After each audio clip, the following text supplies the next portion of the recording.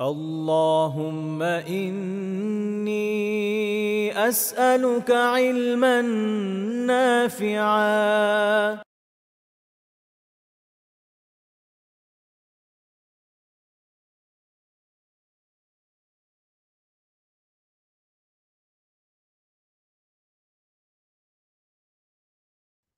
আসসালামু আলাইকুম ওরহমতুল্লাহি ওবরাকাতুহ। আলহামদুলিল্লাহি রাব্বিল আলামিন ওয়াসসালাতু ওয়াসসালামু আলা রাসূলিহিল আমিন ওয়া আলা আলিহি ওয়া সাহবিহি আজমাইন ওয়া মান তাবিআহুম বিইহসানিন ইলা ইয়াউমিদ্দিন, আম্মা বা'দ। ফাআউযু বিল্লাহি মিনাশ শাইতানির রাজীম। বিসমিল্লাহির রাহমানির রাহিম। ওয়া মা কাদারুল্লাহ হাক্কা কদরিহি ওয়াল আরদু জামিআন কবদাতু ওয়া মা কাদারুল্লাহ হাক্কা কদরিহি ইয ক্বালু মা আনজালাল্লাহু আলা বাশারিন মিন শাই'। قل من أنزل الكتاب الذي جاء به موسى نورا وهدى للناس تجعلونه قراطيس تبدونها وتخفون كثيرا وعلمتم ما لم تعلموا أنتم ولا آباؤكم قل الله ثم ذرهم في خوضهم يلعبون. وهذا كتاب أنزلناه مبارك مصدق الذي بين يديه ولتنذر أم القرى ومن حولها وتنذر يوم الجمع لا ريب فيه ومن حولها والذين يؤمنون بالآخرة يؤمنون به وهم على صلاتهم يحافظون. ومن أظلم ممن افترى على الله كذبا أو قال أوحي إلي ولم يوحى إليه شيء ومن قال سأنزل مثل ما أنزل الله. ولو ترى إذ الظالمون في غمرات الموت والملائكة باسطوا أيديهم أخرجوا أنفسكم اليوم تجزون عذاب الهون بما كنتم تقولون على الله غير الحق وكنتم عن آياته تستكبرون. ولقد جئتمونا فرادا كما خلقناكم أول مرة وتركتم ما خولناكم وراء ظهوركم وما نرى معكم شفعاءكم الذين زعمتم أنهم فيكم شركاء لقد تقطع بينكم وضل عنكم ما كنتم تزعمون. আল্লাহ সুবহানাহু ওয়া তাআলার বিশেষ মেহেরবানি, ইলমান নাফিআর সৌজন্যে কুরআন মাজিদ পড়ি জেনে বুঝে শিরোনামে 188তম দিনের মতো কুরআন মাজিদের হালাকায় তিনি আমাদেরকে অংশগ্রহণ করবার তৌফিক দিয়েছেন। আমরা আল্লাহ সুবহানাহু ওয়া তাআলার শুকরিয়া আদায় করছি, আলহামদুলিল্লাহ। আজ আমরা ইনশাআল্লাহ সূরা আল আনআমের 91 আয়াত থেকে তিলাওয়াত করব। ইতিপূর্বে আল্লাহ রাব্বুল আলামিন বিভিন্ন নবীগণের কথা উল্লেখ করেছেন এবং সেই উল্লেখের শুরুটা ছিল ইব্রাহিম আলাইহিস সালামের ঘটনার মধ্য দিয়ে, যে তিনি এমন একটা সমাজে বেড়ে উঠেছেন, এমন একটা পরিবারে বেড়ে উঠেছেন যেখানে শিরকের সয়লাব, যেখানে সবাই শিরকের মাঝে নিমজ্জিত। সেইখানে থেকে তিনি সর্বপ্রথম উপলব্ধি করতে পেরেছেন এগুলো প্রভু হতে পারে না, এগুলো ইলাহ হতে পারে না। তিনি সত্য খুঁজতে শুরু করেছেন এবং সত্য পেয়েছেন, সত্যকে গ্রহণ করেছেন এবং সেই সত্যকে গ্রহণ করার কারণে তিনি মিথ্যাকে বর্জন করেছেন, মিথ্যার সাথে সমস্ত ধরনের সম্পর্ককে ছিন্ন করেছেন। একদিকে সত্য গ্রহণ, অপরদিকে মিথ্যার সাথে সম্পর্ক ছিন্ন করার কারণে তাকে অনেক কিছু ত্যাগ করতে হয়েছে। সে সমস্ত ত্যাগ তিনি গ্রহণ করে নিয়েছেন। মাতৃভূমি ছাড়তে হয়েছে, তিনি ছেড়েছেন। পরিবারকে বিসর্জন করতে হয়েছে, তিনি করেছেন। এই যে ত্যাগ, এই যে তিতিক্ষা, এই যে সত্যকে গ্রহণ করা, আল্লাহ রাব্বুল আলামিন তার বিনিময় দিচ্ছেন। তিনি বলছেন যে আমি তাকে দিয়েছি ইসহাককে, ইয়াকুবকে। হ্যাঁ, এরপর তার বংশধরদের মাঝে আরো নবী এসেছে। এই এই আলোচনাগুলো আমরা করেছি যে কোন কোন নবী এসেছেন। এই সমস্ত আলোচনা করে আল্লাহ রাব্বুল আলামিন বলছেন যে উলাইকাল্লাযীনা হাদাল্লাহ ফাবিহুদাহু মুক্তাদি কুল লা আসআলুকুম আলাইহি আজরা ইন হুয়া ইল্লা যিকরুল আলামিন।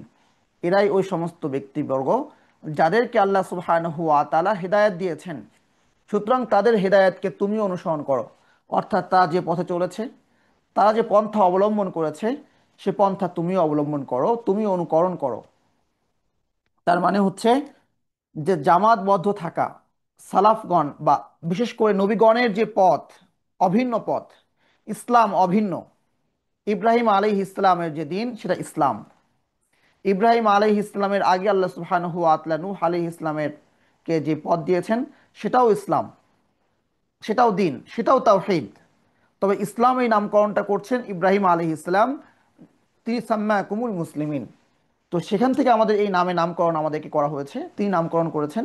কিন্তু তার আগে দিন অভিন্ন, তাওহীদ অভিন্ন, আল্লাহ সুবহানাহু ওয়া তাআলার ইবাদত এটা অভিন্ন। তো তাদের হেদায়েতকে তুমি অনুকরণ করো।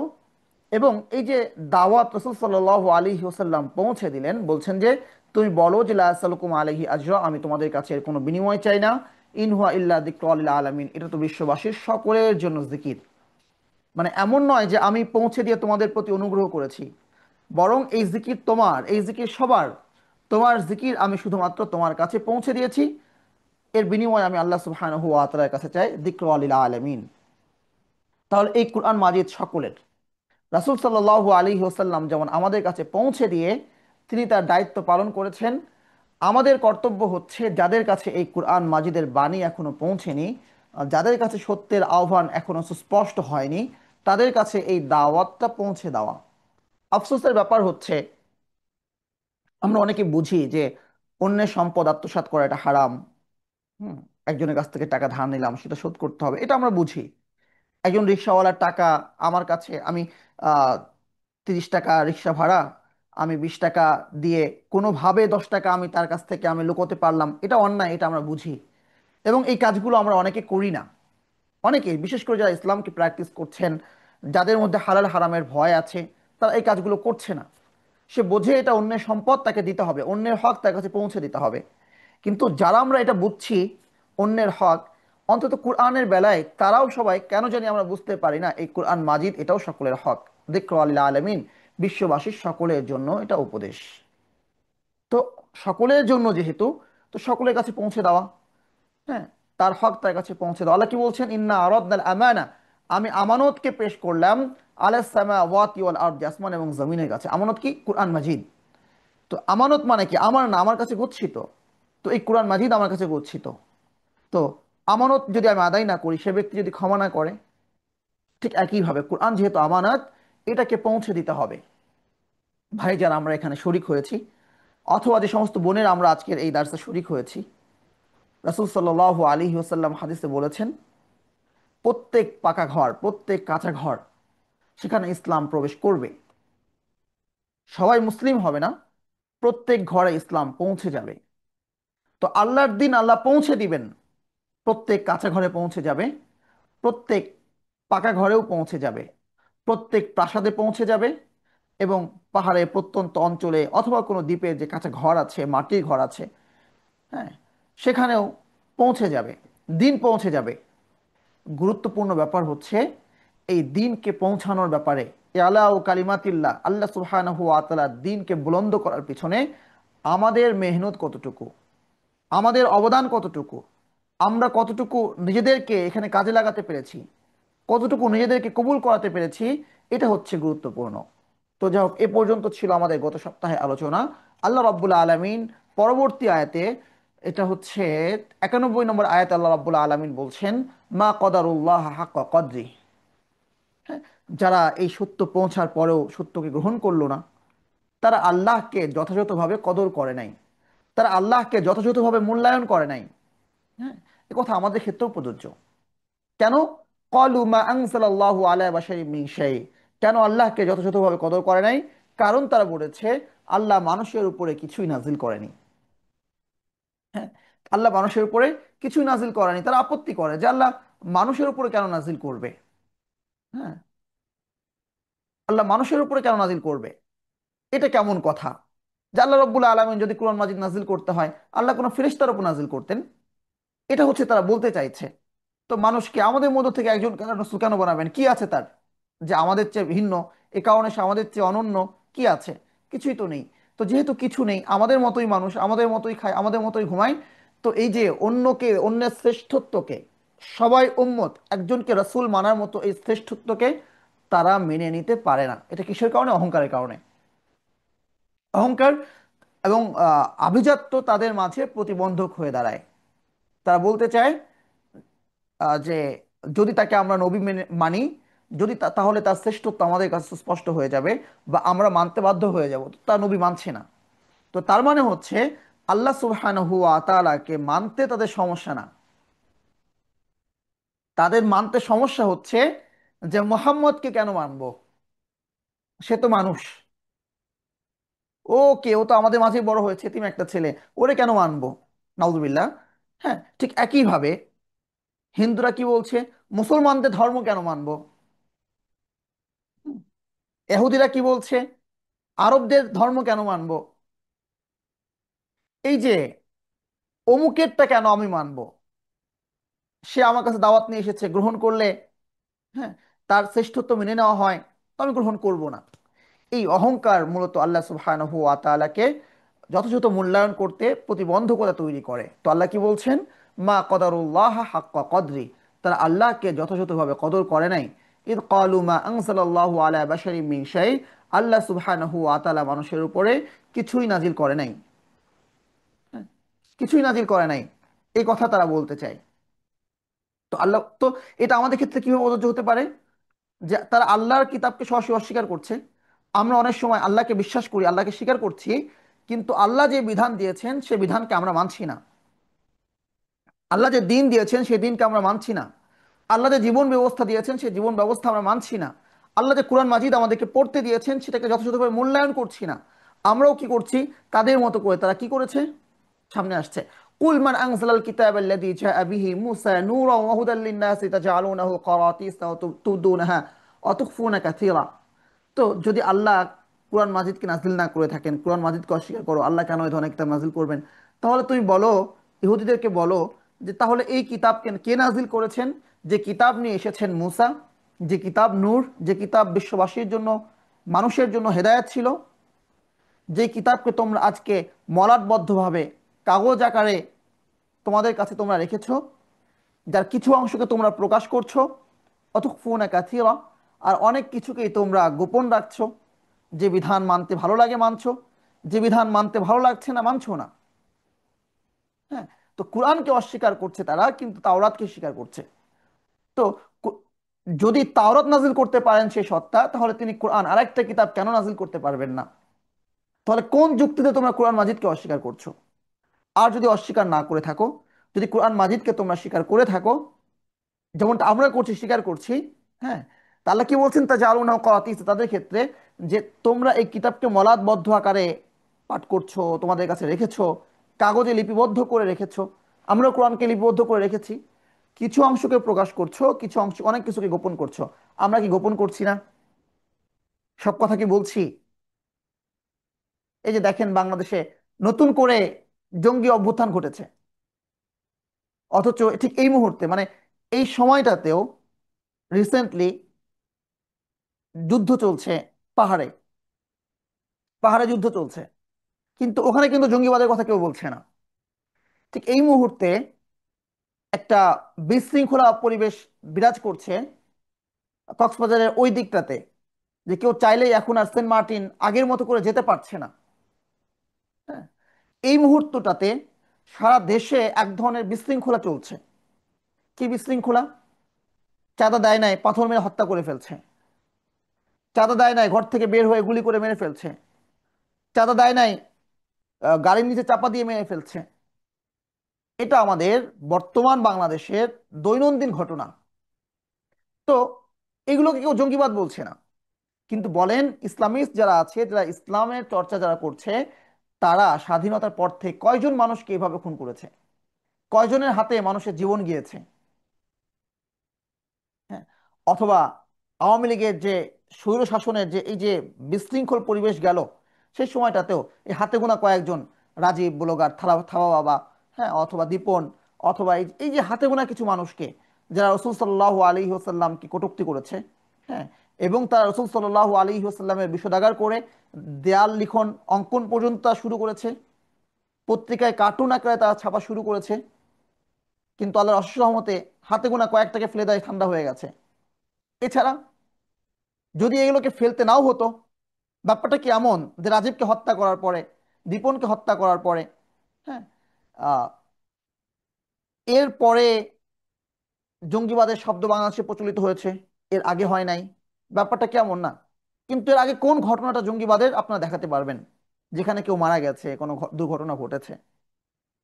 জিএমবি, সেটা তো পরিকল্পিত ছিল, তারই নাটকের একটা অংশ ছিল। কোনটা আছে? নাই। তাহলে এতগুলো হত্যা হচ্ছে, এতগুলো দুর্ঘটনা ঘটছে, এগুলো কেউ জঙ্গিবাদ বলছে না। ঠিক আছে, কেন বলছে না? কেন বলছে না আমরা সবাই জানি। ইসলামকে তারা দমন করতে চায়। অপরদিকে, হ্যাঁ, এই যে এখনো আবার কোনো ধরনের দুর্ঘটনা ঘটে নাই ইসলামের ক্ষেত্রে, কোনো ইসলামিস্টদের ক্ষেত্রে জঙ্গিবাদের আলোচনা নতুন করে তোলা হচ্ছে, নতুন করে জঙ্গিবাদের মামলা দেওয়া হচ্ছে। তো সেই জঙ্গিবাদের ভয়ে অথবা সে ধরনের কোনো মামলার ভয়ে আমরা কি করছি? তো ফোন একাত্তির অনেক কিছুকে গোপন করছি। যদি প্রকাশ করেন, যদি এই আয়াতগুলোকে বলেন, তাহলে নতুন করে জঙ্গি বলবে। যদি খিলাফার কথা বলেন, নতুন করে জঙ্গি বলবে। যদি হদুদের কথা বলেন, যে সমস্ত অন্যায় করলে আল্লাহ সুবহানাহু ওয়া তাআলার পক্ষ থেকে সরাসরি বিধানের ফায়সালা করা হয়েছে এবং যেটা লঙ্ঘন করার অধিকার কোনো মানুষের নাই, ক্ষমা করে দেওয়ার অধিকার কোনো শাসকের নাই, যেমন মদ্যপানের শাস্তি, হ্যাঁ, ব্যভিচারের শাস্তি, কোনো সতী নারীকে মিথ্যা অপবাদ দেওয়ার শাস্তি, হ্যাঁ, তো যেসব অধিকার কারো নাই ক্ষমা করে দেওয়ার, সেগুলো যদি সাব্যস্ত করেন, কিসাসের বিধান যদি নিয়ে আসেন, তো তাহলে মানে আরো আগে আপনাকে জঙ্গি বলা হবে। তো এই জন্য কি করছি আমরা? মানুষ যেন জঙ্গি না বলে, আমরা যেন সাধু সাজতে পারি, সাধু সেজে থাকতে পারি, তো ফোন একা ফেরা অনেক কিছু গোপন করছি। কখনো গোপন করছি চাকরি বাঁচানোর জন্য, চাকরিটা টিকিয়ে রাখার জন্য। ওই যে হুকুমের দাস, আমার কি দোষ? হ্যাঁ, আমার কি দোষ? পুতুলকে যেমনি নাচে সামনেই নাচে, তো আমি পুলিশ প্রশাসন চাকরি করি, আমাকে গুলি করতে বলেছে, আমি গুলি করেছি, আমার কি দোষ? তো এভাবে কখনো আমরা সত্যকে গোপন করছি স্বার্থের কারণে। তো নানাবিধ কারণে কখনো গোপন করছি সে সত্যকে না জানার কারণে। গণতন্ত্রকে স্বীকার করছি, সমাজতন্ত্রকে বিশ্বাস করছি, তো তুখফুনা কাসীরা অনেক কিছুকে গোপন করছো। তো এই যে গোপন করার যে রীতি যেটা ইহুদিরা করেছে, সেটা কি আমাদের মধ্যে নাই? আল্লাহ সুবহানাহু ওয়া তাআলা যে বিধানগুলো দিয়েছেন, সেগুলোকে আমরা কি উপেক্ষা করছি না? আমরা কি পিছনে ফেলে দিচ্ছি না? নাবাদাউ ফারিকুম মিনাল্লাযিনা উতুল কিতাব কিতাবাল্লাহি ওয়ারা যুহুরিহিম, আমরা কি করছি না? তাহলে আমরা কি আল্লাহ রাব্বুল আলামিনকে যথাযথ মূল্যায়ন করতে পেরেছি? কাউকে মূল্যায়ন করা মানে হচ্ছে তার কথাকে সর্বোচ্চ মূল্যায়িত করা। তো আল্লাহ যে কিতাব দিয়েছেন, শৈশবে আমি আমার সন্তানকে সেই কিতাব কি সম্পূর্ণ শুদ্ধ উচ্চারণে শিখাচ্ছি? আমি নিজে কি শিখেছি? আমি কি সেই কোরআন মাজিদটা প্রতিদিন সকালে খুলে দেখছি? আমি কি দৈনিক কিছু সময় সেই কোরআন মাজিদের জন্য বরাদ্দ রাখছি? তাহলে আমি কিভাবে মূল্যায়ন করলাম? আল্লাহকে মূল্যায়ন করা হচ্ছে আল্লাহর কিতাবকে মূল্যায়ন করা। মা কদারুল্লাহ হাক্কা কদরে, তারা আল্লাহকে যথাযথভাবে মূল্যায়ন করেনি। ঈদ তা বলেছে মা আনজালাল্লাহু আলা বাশারিন মিন শাই, আল্লাহ মানুষের উপরে কিছুই নাজিল করেনি। কুল মান আনজালাল কিতাব আল্লাযী জাআ বিহি মূসা, তাহলে বলো কে ওই সত্তা যিনি কিতাব নাজিল করেছেন, ওই কিতাবকে, যে কিতাব মুসা নিয়ে এসেছে, যে কিতাব মুসা নিয়ে এসেছে নূর হিসাবে, যে কিতাব মুসা নিয়ে এসেছে বিশ্ববাসীর জন্য হুদান রূপে। তাজা আলুনাহু করাতিসা, যেটাকে তোমরা মলাটবদ্ধ করে রেখেছো, কাগজে লিপিবদ্ধ করে রেখেছো। তুবদুনাহা, যে কিতাবকে তোমরা প্রকাশ করছো। অতখফুনা কাসীরা, আবার অনেক কিছুকে গোপন করছো। ওয়াউল্লিমতুম মা লাম তাকুনু তা'লামুন, এবং এই কিতাবের মাধ্যমে তোমরা এমন অনেক কিছু জানছো যা তোমরা জানতে না। তো কারা জানছো? আনতুম ওয়া আবাউকুম, তোমরা এবং তোমাদের পূর্বপুরুষরা। ঋণী তোমরা এই কিতাবের প্রতি। আমরাও। এই কিতাব আমাদেরকে সভ্য বানিয়েছে, এই কিতাব নারীকে সম্মান দিয়েছে, এই কিতাব সমাজে শান্তি নিরাপত্তা নিশ্চিত করেছে, এই কিতাব বিশ্ববাসীকে ভদ্র করেছে, এই কিতাব পৃথিবীতে আলোকিত করেছে, এই কিতাব মানুষকে পথ দেখিয়েছে, এই কিতাব মানুষকে সভ্যতার ইতিহাস শিখিয়েছে। ধরেন আজকে কোরআন মাজিদ নাই, নাউজুবিল্লাহ, আমি বলছি না, মানে কল্পনা করতে বলছি, আজকে কোরআন মাজিদ নাই, এমন একটা বিশ্ব কল্পনা করেন যেখানে কোরআন মাজিদ নাই। তো কি হবে? কি হবে? দেখবেন এমন একটা জাতি, যেই জাতি বিশ্বাস করছে তার পূর্বপুরুষ একটা বানর ছিল। ডারউইনের থিওরিকে মানে খণ্ডন করার জন্য, ডারউইনের থিওরিকে ডাস্টবিনে ফেলে দেওয়ার জন্য কোরআন মাজিদ ছাড়া আর কি আছে? কিছু নাই। তো এই কোরআন মাজিদ যদি না থাকতো, আমরা আমাদের নিজেদেরকে মনে করতাম আমরা বানরের জাতি। আল্লাহ সুবহানাহু ওয়া তাআলা শ্রেষ্ঠত্ব দিচ্ছেন। মা মানাআকা আন তাসজুদা লিমা খলাকতু বিয়াদাই, হে ইবলিস, তোকে সিজদা দিতে কোন জিনিসটা বাধা দিয়েছে, যাকে আমি তৈরি করেছি নিজ হাতে। আল্লাহ মানুষকে শ্রেষ্ঠত্ব দিচ্ছেন। যে যে আল্লাহ সুবহানাহু ওয়া তাআলা কুন ফায়াকুন, ইন্নামা আমরুহু ইযা আরাদা শাইআন আন ইয়াকুলু লাহু কুন ফায়াকুন, যে কুন বললেই হয়ে যায়, সে আল্লাহ রাব্বুল আলামিন মানুষকে হাত দিয়ে সৃষ্টি করছেন। ওয়ালাকাদ কাররামনা বানি আদম ওয়া হামালনাহুম ফিল বাররি ওয়াল বাহরি ওয়া রাযাকনাহুম মিনাত তাইয়্যিবাতি ওয়া ফাদ্দালনাহুম আলা কাসীরিম মিম্মান খলাকনা তাফদীলা। ওয়ালাকাদ কাররামনা বানি আদম, আমি আদম সন্তানকে সম্মানিত করেছি। ওয়া হামালনাহুম ফিল বাররি ওয়াল বাহরি, তার ক্ষমতাকে কতটুকু প্রতিষ্ঠা করেছি। তাকে স্থলে এবং সমুদ্রে, জলস্থলে আমি তাকে আরোহণ করিয়েছি। স্থলে মানুষের জন্য আল্লাহ রাব্বুল আলামিন কত ধরনের বাহনের ব্যবস্থা করেছেন। কখনো পশু প্রাণী আহ, পিঠে আরোহণ করে, চড়ে। আল্লাহ রাব্বুল আলামিন মানুষকে মেধা দিয়েছেন, দু চাকা আবিষ্কার করেছে, চাকা আবিষ্কার করেছে, কত ধরনের বাহনে মানুষ চড়ছে। হ্যাঁ, যন্ত্র আবিষ্কার করেছে, ইঞ্জিন আবিষ্কার করেছে। মানুষ দ্রুত যানে চড়ছে। এমনকি বাররিয়াল বাহরি, বাররুনের মধ্যে শুধুমাত্র যে স্থল মানে ভূপৃষ্ঠ নয়, আকাশেও, হাওয়ায় জানেও আল্লাহ রাব্বুল আলামিন মানুষকে চড়িয়েছেন। যে উত্তাল সমুদ্র, কুল কিনারা নেই, বিশাল বিশাল প্রাণী যেখানে আছে, হ্যাঁ, নানা ধরনের জীবন বিধ্বংসী প্রাণী যেখানে আছে, যেখানে মানুষের শক্তি খুবই নিতান্ত, খুবই সামান্য, হ্যাঁ, সেই সেই সমুদ্রের মাঝেও আল্লাহ রাব্বুল আলামিন মানুষকে আরোহণ করিয়েছেন। মানুষকে দিয়ে আল্লাহ রাব্বুল আলামিন জাহাজ বানিয়েছেন। আল্লাহ রাব্বুল আলামিন নিজে জাহাজ বানানো শিখাচ্ছেন। সর্বপ্রথম যখন নূহ আলাইহিস ইসলাম বানান, হ্যাঁ, ফুলক, কিস্তি যখন বানান, মানুষ তাকে পাগল বলছিল, কি বিরাট করে এটা কি বানাচ্ছ তুমি। তো কিভাবে বানালেন? আল্লাহ রাব্বুল আলামিন তাকে ওহী দিয়ে তাকে শিখালেন। ওয়ালাহুল জাওয়ার, জাওয়ার আল্লাহ রাব্বুল আলামিন যেটা বলছেন সূরা রহমানের মধ্যে, এই যে জাওয়ার গুলো আছে, যেই জাহাজগুলো আছে, এগুলো সবই তারই অধীনে রয়েছে, তারই বশতা স্বীকার করে আছে। তাই তো আমরা বলি সুবহান আল্লাযী সাখখারা লানা হাযা ওয়া মা কুন্না লাহু মুকরিনিন, যে মহান সে সত্তা যিনি আমাদেরকে এগুলো বশীভূত করে দিয়েছেন, আমাদের অধীনে করে দিয়েছেন। তো কোথায় ছিলাম আমরা? ওয়ালাকাদ কাররামনা বানি আদম, আল্লাহ বনি আদমকে, মানুষকে সম্মানিত করেছেন। ওয়া হামালনাহুম ফিল বাররি ওয়াল বাহরি, তাকে স্থলে এবং সমুদ্রে আরোহণ করিয়েছেন। ওয়ারাযাকনাহুম, আল্লাহ বলছেন, এবং আমি তাদেরকে আহার দিয়েছি মিনাত তাইয়্যিবাতি, উত্তম উত্তম খাদ্য, ফালতু খাদ্য না, তাইয়্যিবাত। আল্লাহ রাব্বুল আলামিন মানুষে ওহিল্লাত লাকুমুত তাইয়্যিবাত ওহুররিমা আলাইহিমুল খাবাইথ, মানুষের জন্য হালাল করা হয়েছে উত্তম খাদ্যসমূহ এবং হারাম করে দেওয়া হয়েছে নিকৃষ্ট খাদ্যসমূহ। আল্লাহ রাব্বুল আলামিন শুধুমাত্র মানুষকে উত্তম খাদ্য খাইয়েছেন এটা না, দেখুন এখানে আল্লাহ কি বলছেন, রাযাকনাহুম, আমি তাদেরকে রিজিক দিয়েছি, মানে আমি তাদেরকে দান করেছি মিনাত তাইয়্যিবাত, উত্তম খাদ্য। তার মানে ব্যাপারটা এমন না আল্লাহ রাব্বুল আলামিন মানুষকে শুধুমাত্র উত্তম খাদ্য দিয়েছেন, হ্যাঁ, এটাই শুধুমাত্র মানুষের সম্মান, এটা না। আল্লাহ মানুষের সম্মান এতটুকু বাড়িয়েছেন এবং সেই সম্মানকে তিনি নিজে রক্ষণ রক্ষণ রক্ষা করছেন। কিভাবে? উত্তম খাদ্য দিয়েছি, তার মানে অনুত্তম খাদ্য পাইলে তুমি খাবা, ব্যাপারটা এমন না। তোমার তোমার সম্মান রক্ষার্থে তোমার জন্য শুধুমাত্র উত্তম খাদ্য খাবার বিধানই আমি দিয়েছি। অনুত্তম খাদ্য তোমার সম্মানের সঙ্গে যায় না, এটা আমি তোমার জন্য হারাম করেছি। ওয়াহিল্লাত লাহুমুত তাইয়্যিবাত, সূরা মায়েদা আল্লাহ রাব্বুল আলামিন বলছেন তাদের জন্য উত্তম খাদ্যসমূহ হালাল করা হয়েছে। ওয়া হুররিমা আলাইহিমুল খাবায়েস, বাজে আজে বাজে নিকৃষ্ট খাবারসমূহ তাদের জন্য হারাম করা হয়েছে। আজে বাজে মানে হচ্ছে যে ওই যে তেল বেশি দেওয়া, কম দেওয়া, ভাজা পোড়া, সেটা নয়। হ্যাঁ, যেগুলো আসলে নিকৃষ্ট, যেগুলো অরুচিকর, সাপ, বিচ্ছু, হ্যাঁ, কুকুর, শুয়োর, শূকর, এই যে প্রাণীগুলো আছে যেগুলো নিকৃষ্ট, মরা প্রাণী, এরকম যা কিছু আছে, আল্লাহ রাব্বুল আলামিন এগুলোকে হারাম করে দিয়েছেন। কেন? এটা মানুষের সম্মান। সুবহানাল্লাহ। তো আল্লাহ আমাকে সম্মানিত করছেন, এটা তোমার সম্মান, তুমি সম্মানিত, তোমার একটা ব্যক্তিত্ব আছে, তোমার একটা ব্যক্তিত্ব আছে, তুমি চুরি করা মাল খেতে পারো না। তোমার একটা ব্যক্তিত্ব আছে, তুমি অন্যায়ভাবে সুদ খেতে পারো না। তোমার একটা ব্যক্তিত্ব আছে, তুমি অন্যায়ভাবে মানুষের কাছ থেকে সম্পদ নিতে পারো না। হুম।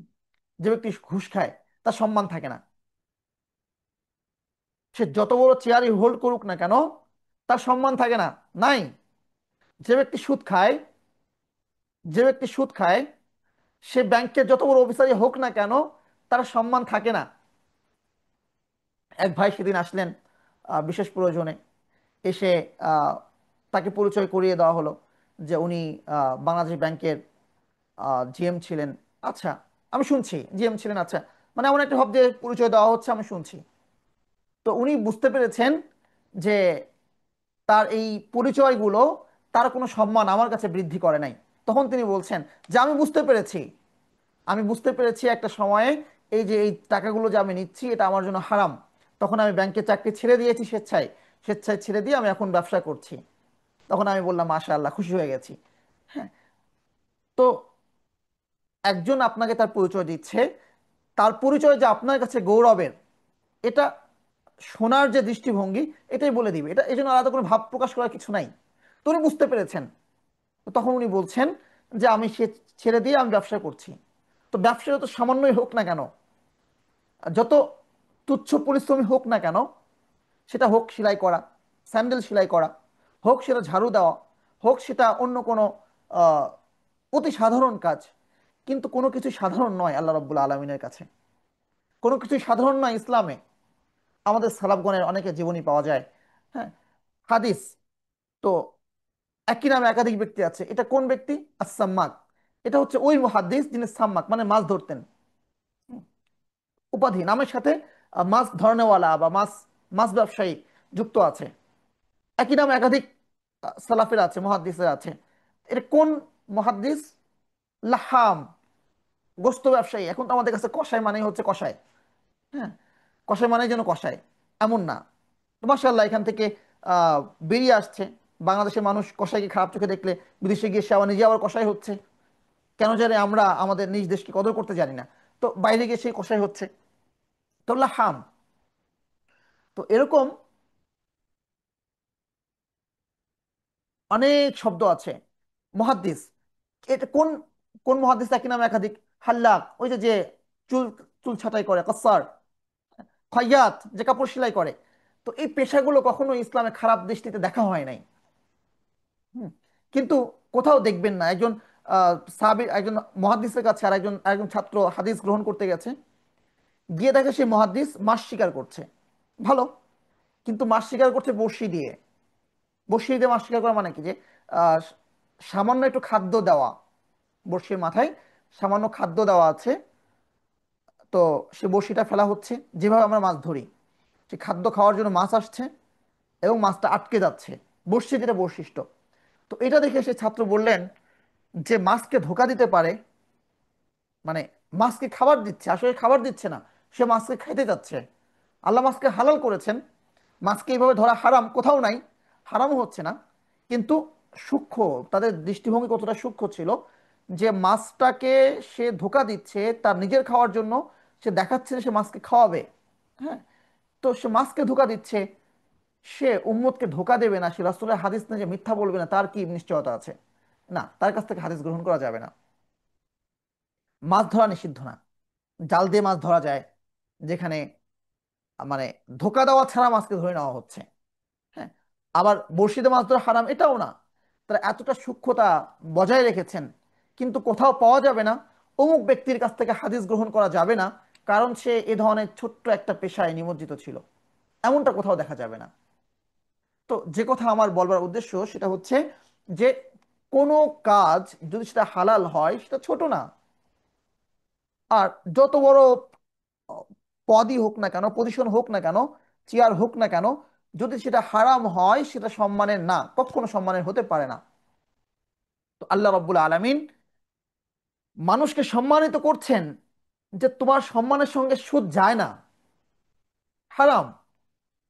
তোমার সম্মানের সঙ্গে চুরি যায় না, এটা হারাম। তোমার সম্মানের সঙ্গে ব্যভিচার যায় না, এটা হারাম। একটা বিয়ে করো, দুটো বিয়ে করো, তিনটা বিয়ে করো, চারটা বিয়ে করো, ব্যভিচার যায় না, এটা হারাম। আল্লাহ রাব্বুল আলামিন এতটা সম্মান আমাদেরকে দিচ্ছেন, অথচ আমরা আমাদের নিজেদেরকে নিচে নামাতে নামাতে উলাইকা কাল আনআমি বাল হুম আদল, আমরা আল্লাহকে মূল্যায়ন করতে পারি নাই। আমরা আল্লাহকে মূল্যায়ন করতে পারি নাই। তো যাই হোক, তো যেই জায়গাটাতে আমরা ছিলাম, আল্লাহ মানুষকে সম্মানিত করেছেন। আমরা নিজেরা আল্লাহ রাব্বুল আলামিনের বিধান না মেনে আমরা নিজেরা নিজেদেরকে অসম্মানিত করছি।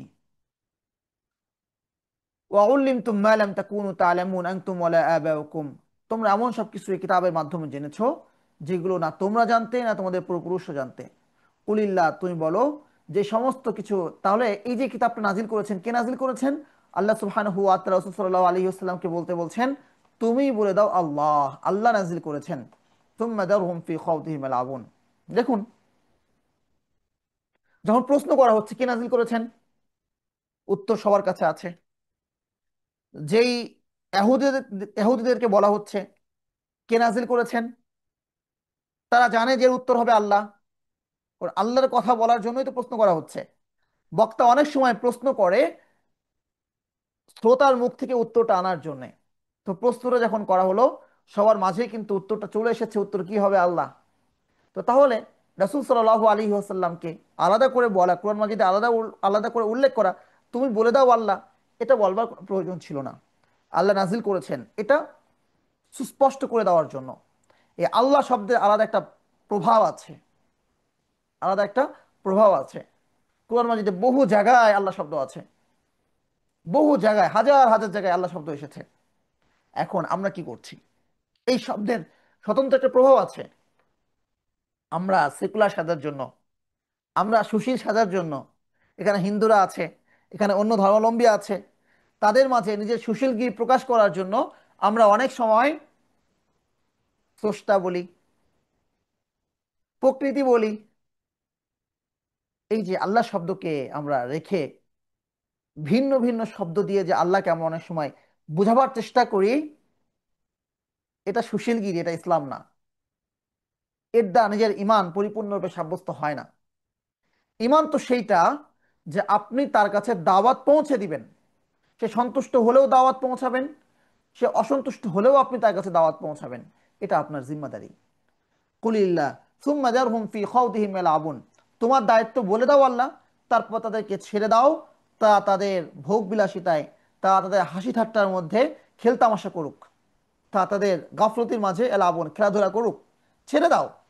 তোমার দায়িত্ব পৌঁছে দাও, তুমি পৌঁছে দাও। তো এটা ঠিক আমাদের ক্ষেত্রেও প্রযোজ্য।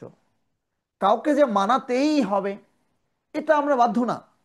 অথচ দেখেন আমরা নিজেদের সুশীলগিরি সাব্যস্ত করার জন্য কি করি, যে না প্রথমবার দাওয়াত দেওয়া যাবে না, আগে তার সাথে সম্পর্ক করতে হবে, আগে তার সাথে সুন্দর আচরণ করতে হবে, 3 দিন তার দাওয়াত করে খাওয়াইতে হবে, তার সঙ্গে উঠা বসা করতে হবে, এরপর সম্পর্ক তৈরি হলে এরপর আমি তাকে দাওয়াত দিব।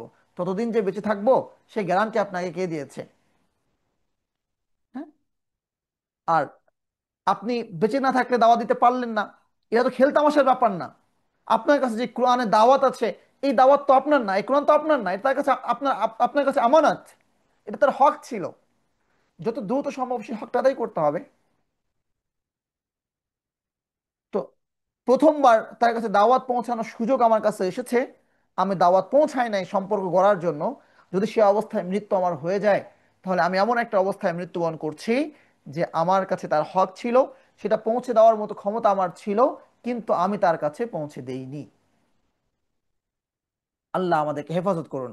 তো যেখানে আমরা ছিলাম, দাওয়াত পৌঁছে দিতে হবে, তারপর ছেড়ে দাও, সে তার মতো যা ইচ্ছে তাই করুক, সে তার মতো খেলতামাশায় লিপ্ত থাকুক। তো আমরা সুসম্পর্ক দাওয়াত করতে হবে, তাকে দাওয়াত গ্রহণ করতেই হবে, এটা তো আমার জন্য জরুরি না। কিন্তু আমার জন্য জরুরি হচ্ছে আমি তাকে সঠিক পন্থায় দাওয়াত পৌঁছে দিয়েছি কিনা। সঠিক পন্থা কোনটা?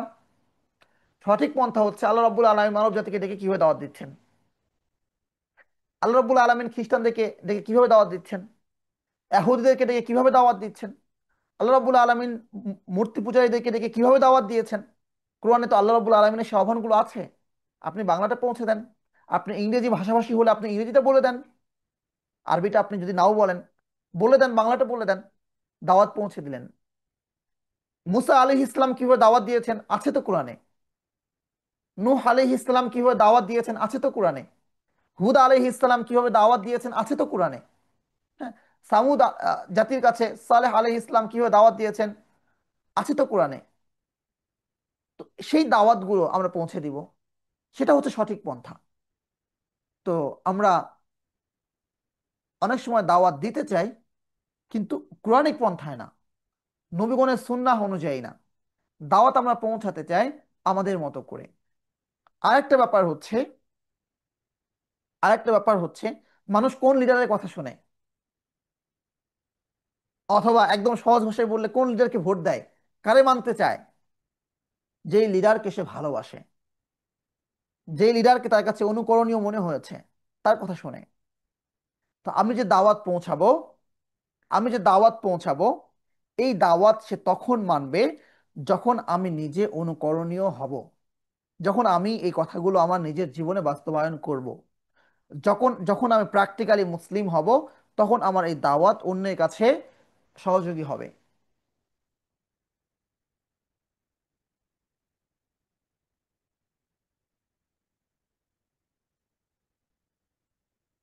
তো এই জন্য আল্লাহ রব্বুল আলমিন প্রত্যেক নবীকে তার জাতির মধ্য থেকে প্রেরণ করেছেন, যে নবী সেখানে দীর্ঘদিন অবস্থান করেছেন, যে জাতির ব্যক্তিত্ব তাদের কাছে সুস্পষ্ট, যে না, এই ব্যক্তিটা যখন বলেছে এটা মিথ্যা হবে না, এটা মিথ্যা হতে পারে না। তো আমরা যতটুকু চর্চা করি মৌখিকভাবে, ততটুকু আমরা আমলে রূপান্তর করি না। আল্লাহ আমাদেরকে হেফাজত করেন, আল্লাহ আমাদেরকে এমন আমল দান করেন, এমন ব্যক্তিত্ব দান করেন, যেন আমরা অনুকরণীয় হতে পারি। যখন আমরা নিজেরা অনুকরণীয় হব, তখন আমাদের এত কথা বলতে হবে না, অল্প কথা আমাদের অন্যের হেদায়েতের জন্য, অন্যের আমলের জন্য যথেষ্ট হয়ে যাবে। আল্লাহ আমাকে এবং আমাদের সকলকে সে তৌফিক দান করেন। তো আল্লাহ কি বলছেন? ওয়াহাদা কিতাবুন আনজালনাহু মুবারাকুম মুসাদ্দিকুল লাযী বাইনা ইয়াদাইহি, এটা সেই কিতাব যা আমি নাজিল করেছি, যে কিতাব বরকতময় এবং যে কিতাব সত্যায়ন করে মুসাদ্দিকুল লাযী বাইনা ইয়াদাইহি, তার পূর্বের কিতাবকে, হ্যাঁ, তাওরাত ইনজিল। ওয়ালিতুনজিরা উম্মাল কুরা ওয়া মান হাওলাহা, এবং যেন তুমি এই কিতাবের মাধ্যমে উম্মুল কুরাকে মক্কা, মক্কাবাসীকে, ওমান হাওলাহা এবং তার চারপাশে যারা আছে তাদেরকে তুমি সতর্ক করতে পারো। তো বাংলাদেশে খ্রিস্টান মিশনের কাজ করে, তো এরা মানুষকে বুঝায় যে এই যে মোহাম্মদের ধর্ম তোমরা মানছো, ইসলামের ধর্ম মানছো, কোরআনের ধর্ম মানছো, এই ধর্ম তো বাঙালিদের জন্য না। আল্লাহ তো কোরআনে নিজেই বলে দিয়েছেন, লিতুনজিরা উম্মাল কুরা ওমান হাওলাহা, যেন এই কিতাবের মাধ্যমে সতর্ক করো মক্কাবাসীকে এবং তার চারপাশে যারা আছে, হাওলাহা। তো এই কথাগুলো গ্রামের সহজ সরল মানুষদেরকে, এমনকি শহুরে শিক্ষিত মানুষকেও বিভ্রান্তিতে ফেলে দেয়। আমি নিশ্চিত যে এখানেও অনেককে বিভ্রান্তিতে ফেলে দিয়েছে। যে আল্লাহ বলছেন যে এই কিতাব দিয়ে তুমি সতর্ক করবে মক্কাবাসীকে এবং তার চারপাশে যারা আছে তাদেরকে। তো চারপাশের মানুষের জন্য যদি হয়, তাহলে এটা আমাদের জন্য কিভাবে?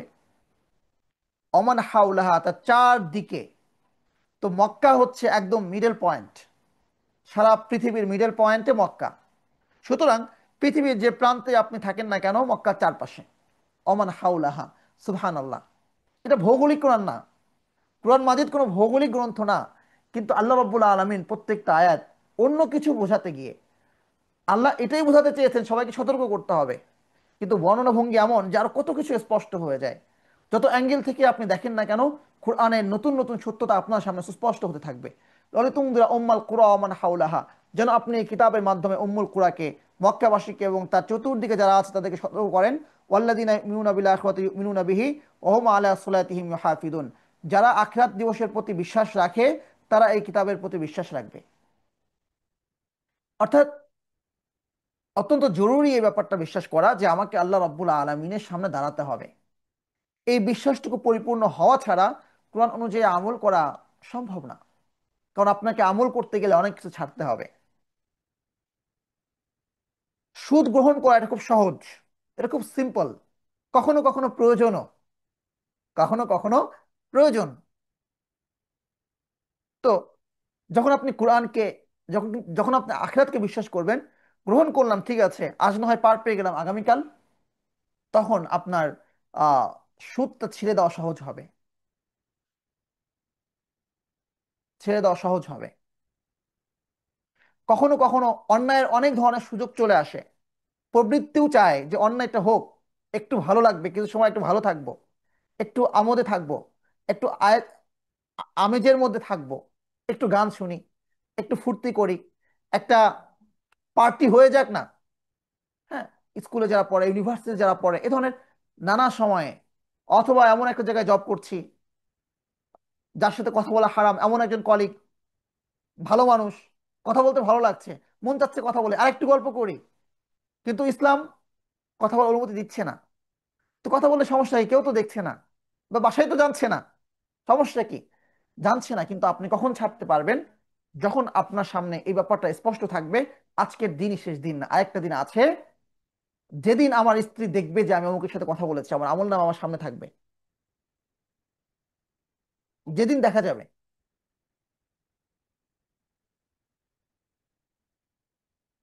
আত্মীয় স্বজনের মধ্যে এমন সম্পর্ক কেউ যার সঙ্গে পর্দা করা ফরজ, কাজিন হতে পারে, ভাবি হতে পারে, তো আত্মীয়ই তো কথা বলছেন, কিন্তু আপনারা জানছেন আপনাদের এই কথাগুলো স্বাভাবিক না, মানুষ স্বাভাবিক মনে করছে, মানুষের আড়ালে, তো ভাবছেন কেউ তো দেখছে না।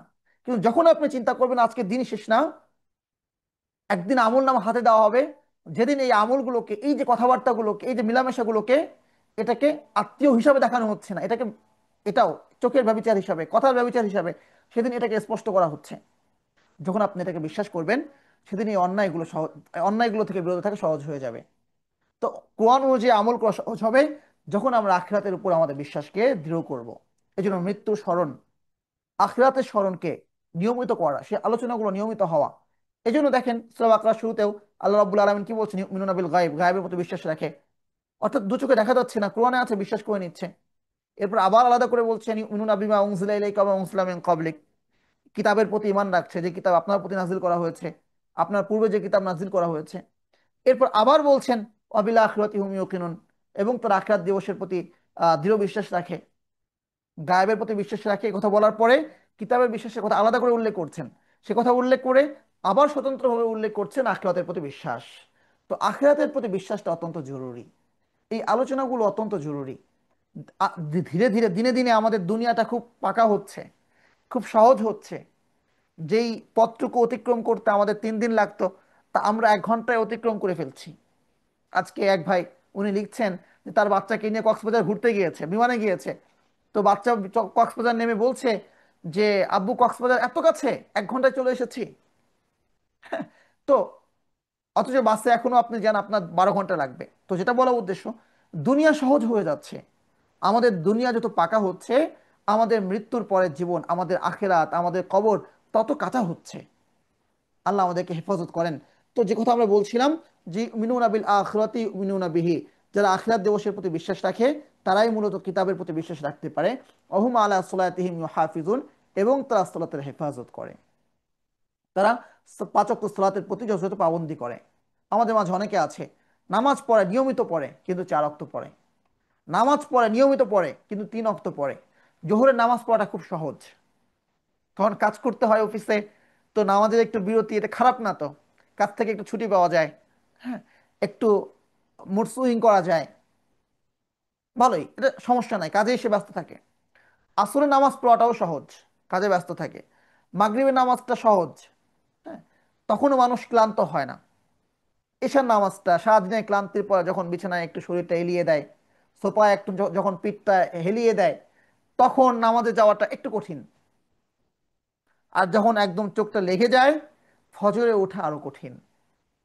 যে পরিমাণ মুসল্লি মাগরিবে থাকে, যে পরিমাণ আসরে মুসল্লি থাকে, যে পরিমাণ জোহরে মুসল্লি থাকে, আফওয়ান, এটা চরম বাস্তবতা, সেই পরিমাণ মুসল্লি এশায় দেখা যায় না। আর এশায় যতটুকু দেখা যায়, সেই পরিমাণ মুসল্লিও ফজরে দেখা যায় না। এটা এজন্যই তো নামাজ পড়ছে 3 ওয়াক্ত নিয়মিত, নামাজ পড়ছে 2 ওয়াক্ত নিয়মিত, অথবা 4 ওয়াক্ত নিয়মিত, ফজরটা ছুটে যাচ্ছে। 5 ওয়াক্তই পড়ছে কিন্তু মনোযোগ বিঘ্নিত হচ্ছে না। আখিরাতের প্রতি বিশ্বাস, এটা বোঝা যাবে যে সে তার সালাতে কতটুকু একাগ্রচিত্ত। কারণ আমি দুনিয়াকে বিশ্বাস করছি, এই জন্য দুনিয়ার জন্য আমি কি হাড় হাড় ভাঙা পরিশ্রম করছি না, আমি কি প্রচন্ড মেহনত করছি না, আমি কি ঘাম ঝরাচ্ছি না, দুনিয়াকে বিশ্বাস করছি, আমার দুনিয়ার জন্য পরিশ্রমটুকু লাগবে। পরিশ্রম না করে কেউ কি সফল হয়, এটা আমরা সবাই বুঝি। তো মৃত্যুর পরে জিন্দেগির জন্য আমার যে পরিশ্রম করা প্রয়োজন, এটা বোঝা যাবে যখন আমি সালাতের মধ্যে সেভাবে টাইম স্পেন্ড করব, আমি সময় দিব, সেখানে আমি আমার পূর্ণ মনোযোগকে, পূর্ণ শরীরকে নিবিষ্ট করব। যখন রাতের কিছু অংশ সময় আমি নামাজে কাটাবো, আবিতুনা লিরাব্বিহিম সুজদান ওয়া কিয়ামা, কিছু অংশ রাতের বেলা তারা দাঁড়িয়ে কাটিয়ে দেয় আল্লাহর সামনে, কিছু সময় তারা কাটিয়ে দেয় সাজদায়। হ্যাঁ, আল্লাহ আমাকে এবং আমাদের সকলকে আমল করবার তৌফিক দান করেন। পকেটে মোবাইল ঢুকেছে, পকেটে মোবাইল ঢুকেছে সবার, মোবাইল না থাকলে আহ, কি ব্যাপার, মোবাইলটা কই গেল, পরে মনে পড়ে ওহো আমি তো বাসায় রেখে আসছি। অনেক সময় হয় না এরকম, চমকে উঠি, চুরি হয়ে গেল কিনা, মোবাইলটা কই গেল, চমকে উঠি, ও মনে হয় বাসায় রেখে এসেছি, পরে মনে পড়ে না বাসায় রেখে এসেছি। মানে এতটাই আমরা অভ্যস্ত হয়ে গিয়েছি পকেটে মোবাইল থাকবে। তো পকেটে মোবাইল এসেছে, কিন্তু পকেটটা ভারী হয়ে যায়। তো এই জন্য ধীরে ধীরে আমাদের পকেট থেকে মিসওয়াকটা ছুটে গেছে। অথচ মিসওয়াক আসওয়াক মিতওয়াতুন লিল ফাম, মুখের পবিত্রতা, মুখের পরিচ্ছন্নতা যা কিছু দ্বারা সম্ভব, মাজন দিয়ে সম্ভব, মুখের পরিচ্ছন্নতা বিরাস দিয়ে সম্ভব, পেস্ট দিয়ে সম্ভব। আসওয়াকু মিতহারাতুন লিল ফামি, মুখের পবিত্রতা। তো এই তাহারাত যেটা অজু দ্বারা অর্জিত হয়, আপনি আহ, 10 ঘন্টা পানিতে ডুবান কিন্তু মুখে পানি দিলেন না, নাকের ভেতরে পানি ঢুকলো না, ফরজ গোসল আদায় হবে না, আপনি পবিত্র হবেন না। অথচ 10 ঘন্টা পানির মধ্যে ডুবিয়েছেন, পদ্মা নদীতে ডুবিয়েছেন, মেঘনায় ডুবিয়েছেন, পবিত্র হবেন না। স্বাভাবিক। পবিত্রতা এটা ভিন্ন জিনিস। তো আসসিওয়াকু মিতহারাতুন লিল ফাম, মিসওয়াক মুখের পবিত্রতা, অমরদাতুন লির রব, রবের সন্তুষ্টি। মিসওয়াকে রয়েছে রাসূলের সন্তুষ্টি, মিসওয়াকে রয়েছে রবের সন্তুষ্টি। সে মিসওয়াকটা আমাদের পকেট থেকে ধীরে ধীরে বের হয়ে গেছে। সেদিন প্রায় 100 জনের মতো মানুষ ছিল একটা হালাকায়। তো আমি জিজ্ঞেস করলাম, যার পকেটে মিসওয়াক আছে হাত তুলি। এই 100 জন মানুষের মধ্যে মাত্র 2 জন মানুষ পেলাম যার পকেটে মিসওয়াক আছে। এটা ভাই বাস্তবতা। এবং এই যে 100 জন মানুষের কথা বললাম, এই 100 জন মানুষ মানে স্কুল ইউনিভার্সিটি পড়ুয়া কেউ না। এই 100 জন মানুষই হচ্ছে মাদ্রাসার তালিবুল আলেম। একটা মাদ্রাসার ছাত্রদের সামনে আলোচনায় বললাম যে ভাই, যার পকেটে মিসওয়াক আছে বের করো। মাত্র 2 জন ছাত্র তারা মিসওয়াক বের করে দেখাতে পারলো। তো এটা চরম একটা বাস্তবতা যে এই জায়গা থেকে আমাদেরকে বেরিয়ে আসতে হবে। তো এক হচ্ছে মোবাইল, যেই মোবাইল আমাদের পকেট থেকে মিসওয়াককে বের করেছে, এবং সেই সাথে কলমকেও বের করেছে, কলমকেও বের করেছে। আর দুই হচ্ছে ফেসবুক, যেটা আমাদের অন্তর থেকে কোরআনকে উঠিয়ে নিয়েছে। আল্লাহ আমাকে এবং আমাদের সকলকে হেফাজত করুন।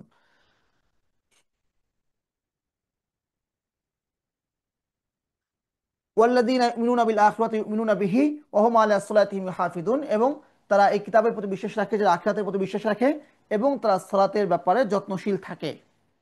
তো টাইম ব্যয় করা, যে জায়গাটাতে আমরা ছিলাম, যে আমি যখন আখিরাতকে বিশ্বাস করবো দুনিয়ার মতো করে, তখন আমি সেজন্য অবশ্যই সময় ব্যয় করবো, আমি সময় স্পেন্ড করবো এবং আমি আমার শরীরকে পরিপূর্ণরূপে নিবিষ্ট করব। হ্যাঁ। তো আমরা সেভাবে নিবিষ্ট করছি কিনা, আমরা রাতের অংশ কিছু অংশ সালাতে কাটাচ্ছি কিনা, এবং আমরা তেলাওয়াতে নিমজ্জিত থাকছি কিনা। ওমান আযলামু মিম্মান ইফতারা আলাল্লাহি কাযিবান আও ক্বালা উহিয়া ইলাইয়া ওয়া লাম ইউহা ইলাইহি শাইউন ওয়া মান ক্বালা সাউনজিলু মিসলা মা আনজালাল্লাহ। ওই ব্যক্তির চেয়ে বড় জালেম আর কে হতে পারে যে আল্লাহর নামে মিথ্যা বলে। আল্লাহ বলেছেন যেমন, অথচ আল্লাহ বলেন নাই। মিথ্যা নবুয়তের দাবিদার, অথবা মিথ্যা জ্ঞানের দাবিদার, এমন মানুষের সামনে বয়ান করছে যাদের কাছে কোরআনের জ্ঞান নাই, সে বলছে আল্লাহ বলেছেন। আল্লাহ বলেন নাই হচ্ছে। আও ক্বালা উহিয়া ইলাইয়া, কিংবা নবুয়তের দাবিদার যে বলছে আমার কাছে ওহী নাজিল করা হয়েছে, গোলাম আহমদ কাদিয়ানির মতো, মুসাইলামাতুল কাজ্জাবের মতো, তুলাইহার মতো। ওয়ালাম ইউহা ইলাইহি শাইউন, অথচ তার উপর কিছু নাজিল করা হয়নি। অমান ক্বালা, এবং যে বলে সাউনজিলা মিসলা মা আনজালাল্লাহ, সাউনজিলা মিসলা মা আনজালাল্লাহ, আল্লাহ যেমন কিতাব নাজিল করেছেন এমন একটা কিতাব আমি তোমাদের সামনে আনবো, এটা মুহাম্মাদের লেখা। তো দেখো তার প্রমাণ, আমি নিজেও এরকম একটা কিতাব নিয়ে আসবো। তো এরকমও মানুষ ইতিমধ্যে অতিবাহিত হয়েছে। তো এর চেয়ে বড় জালিম আর কে হতে পারে? তো আল্লাহ রাব্বুল আলামিন বলছেন, ওয়ালাউ তারা ইযিয যালিমুনা ফি গামারাতিল মাউতি ওয়াল মালাইকাতু বাসিতু আইদিহিম।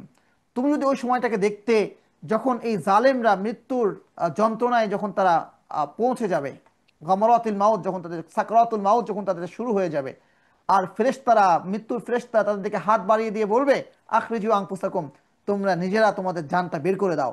আল ইয়াউমা তুজজাউনা আযাবাল হুন, আজ তোমাদেরকে লাঞ্ছনা করা, আযাব দেওয়া হবে। বিমা কুনতুম তাকুলুনা আলাল্লাহি গায়রাল হাক্কি, কারণ তোমরা আল্লাহর নামে মিথ্যা বলতে। অকুনতুম আন আয়াতিহি তাস্তাকবিরুন, এবং তার আয়াতের ব্যাপারে তোমরা অহংকার প্রদর্শন করতে, মানতে চাইতে না। কেন এই আয়াত মানবে, কেন সেকেলে কথা মানবে? হ্যাঁ। এবং নতুন কিছু আবিষ্কার করে এটাকে তোমরা বড়াই করে দেখাইতে, এটা আমাদের থিওরি, এটা আমাদের ফিলোসফি, তোমরা বড়াই করতে। তো আল্লাহর নামে কোনো কিছু বলার ক্ষেত্রে যেন খুব সাবধান।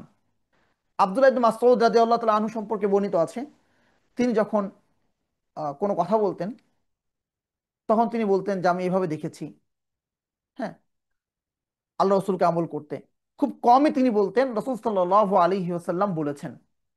যখন তিনি বলতেন রসুল সাল্লাল্লাহু আলাইহি ওয়াসাল্লাম বলেছেন এবং হাদিসটা বর্ণনা করতেন, সেই হাদিস বর্ণনা করার সময় রাসূল বলেছেন এই কথা বলে যখন আব্দুল্লাহ ইবনে মাসউদ রাদিয়াল্লাহু তাআলা আনহু হাদিস বর্ণনা করতেন, তার চেহারা লাল হয়ে যেত এবং সেই কথা মানে চিন্তায় পেরেশানিতে কথা শেষ হয়ে তিনি বলতেন, এমনটাই বলেছেন, হয়তোবা এমনটাই বলেছেন, কাছাকাছি বলেছেন, কিছু কম বলেছেন, হয়তোবা কিছু বেশি বলেছেন, এতটুকু তিনি যুক্ত করতেন। কেন? রাসূল বলেছেন, যদি আমার স্মৃতিতে সামান্য বিভ্রাট হয়ে থাকে, যে চিন্তায় পড়ে যেতেন, চিন্তিত হয়ে যেতেন।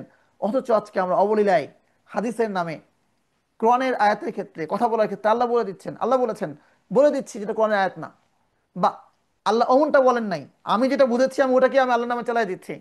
আল্লাহ যেটা বলেছেন আমি অনুবাদ পড়েছি, অনুবাদ যেটা পড়েছি ঠিকভাবে বুঝি নাই, বুঝবার চেষ্টা করি নাই, উস্তাদের কাছে যাই নাই। হ্যাঁ, আমার মতো করে পড়েছি, অনুবাদটা আরবিও না, অনুবাদ পড়েছি এবং আমি আমার মতো করে বুঝেছি, এবং আমি যেটা বুঝছি ওইটাকে বলছি আল্লাহ বলেছেন। কতটা মারাত্মক! এবং আমরা এই ধরনের কথা বলি, কোনো ধরনের ভীতিও আমাদেরকে স্পর্শ করে না। আল্লাহ আমাদেরকে হেফাজত করুন। আমাদের এশার সময় হয়ে যাচ্ছে, তো আজকের মতো এখানে ইনশাল্লাহ আমরা শেষ করতে চাই।